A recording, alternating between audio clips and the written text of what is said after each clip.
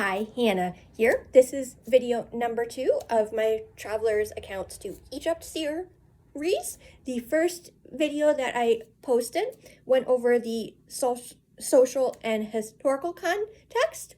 And so now I'm going to tell you a little bit about where you can find these accounts and where I found them and some of the assumptions that run throughout them. So the 3 places that I've found the traveler's accounts where there seems to be the largest volume of them, and most of these accounts, because they were written longish ago, they are now in the public domain. So I found a fair number of them on the Internet Archive site. Also, if you go to the Library of Congress and search their digital collections, they have a fair amount of travelers' accounts to Egypt. The one caution that I would say with the Library of Congress is that for whatever reason, when you spend too long on their digital archive search, their website does have a habit of temporarily going down. So I don't know if it's just that their software is a little bit outdated, but that is something that has occurred to me multiple times now as I'm reading through an account and I get the, site is temporarily unavailable. I've also found more than one account in the New York Public Library digital collection as well. And again, the dates for these accounts range from the 1700s to about the 1930s. They come from a variety of Western nations, male as well as female. And like I said, because these are old enough, most of these accounts are now in the public domain. So when you actually start to read these accounts, you will see a set of assumptions that seems to run through them. And the language can also be somewhat offensive because the 19th century was also when you have the growth and development of scientific racism. So I'm going to be, when I read out loud parts of these accounts, I'm going to be using words that we would now find offensive because they are. But these are, reading these accounts and looking at the language and terminology that they use does kind of give you a glimpse into the Western mindset of different nations throughout these roughly 200-ish years.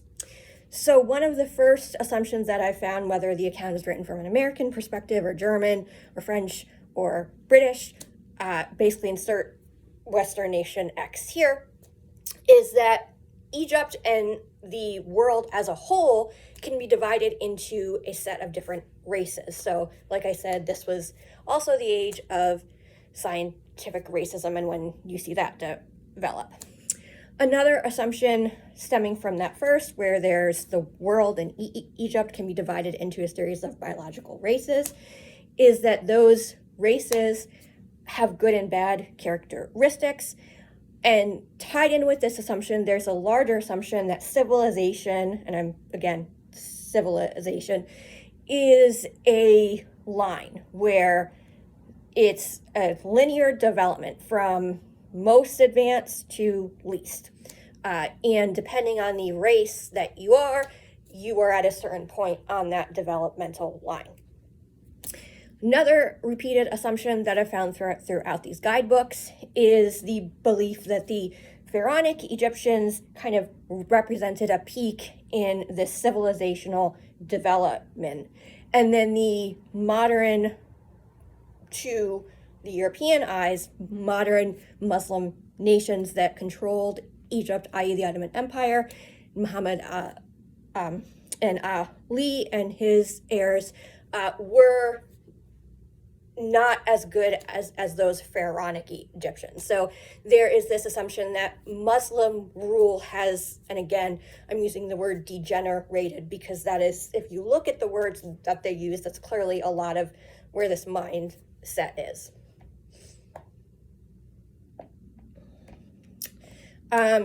Again, a common assumption and common terminology that I've seen used is to basically unearth those good qualities of the natives. And again, I'm using that word natives because in the travel accounts and in the guidebooks, that is a word that you see repeatedly crop up again and again and again.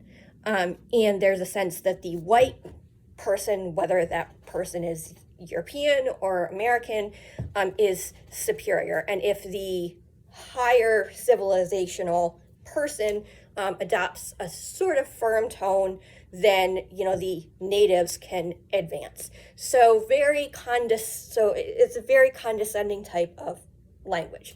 There's also this idea that, like I said, civilization is this vertical rung where it's least advanced to most advanced, and so it's this civilizational path.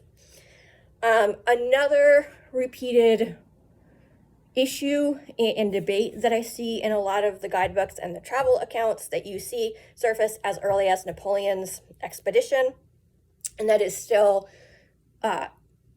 discussed today, is the skin tone of the original Egyptians. So basically, were the original Egyptians white or black?